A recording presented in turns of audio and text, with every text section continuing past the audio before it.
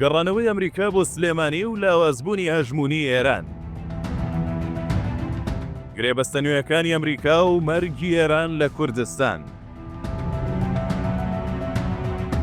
دوجار و دوای 12 ساڵ بلۆککردنی سنووری سلێمانی لەلایەن ئەمریکا و کۆمپانیا زەبەلاحەکانی بواری وزە و پەیوەندی با گرێبەستێکی زەبەلاحی 100 ملیارد دۆلاری ئەمریکیەکان ئاویان کردەوە ژێر هەڕەمی بەفرینی ئێرانیەکان لە ناوچەکەدا و بەڕەکەیان لە بنپێی عەمامە بەسەرە ئێرانیەکان دەرهێنا و کۆتایی بە نفوزی شیعە هات. کردنەوەی دەرگای سلێمانی بەڕووی ئەمریکی و ئەوروپیەکاندا و کۆتایی هاتنی دەسەڵاتی گروپە شیعەکان و هاوپەیمانەکانی ئێران بەواتای کردنەوەی دەرگای ڕەحمەت و جارێکی تر گەڕانەوەی ئاوەدانیە بۆ سنوورەکە و شارەکەش.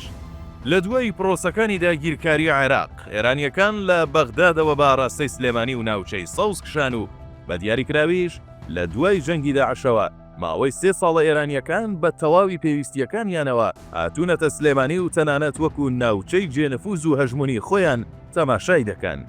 زۆر کاتیش وەکو شار و وەستانێکی ئێرانی مامەڵەی لەگەڵ دەکەن. هاتنەوەی ئەمریکیەکان و کشانەوەی ئێرانیەکان پەیوەندی بە کۆتایهاتنی هەژمونی ئێرانیەکان و دەسەڵاتی شیعەکانەوە هەیە و بە دیاریکراویش جەنگی 7 ئۆکتۆبەر بوو بە بەڵای گیانی خۆیان و هاودەستەکانیان.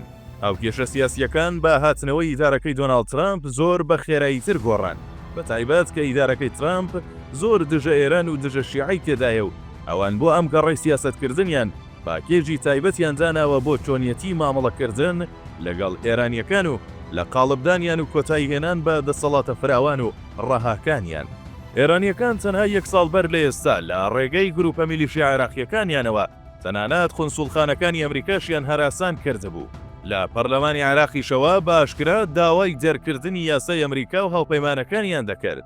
لەولاشەوە موشک و هاوانەکانیشیان هەرمانگە و چەند سەرباز و مارێنزێکی دەکوشت.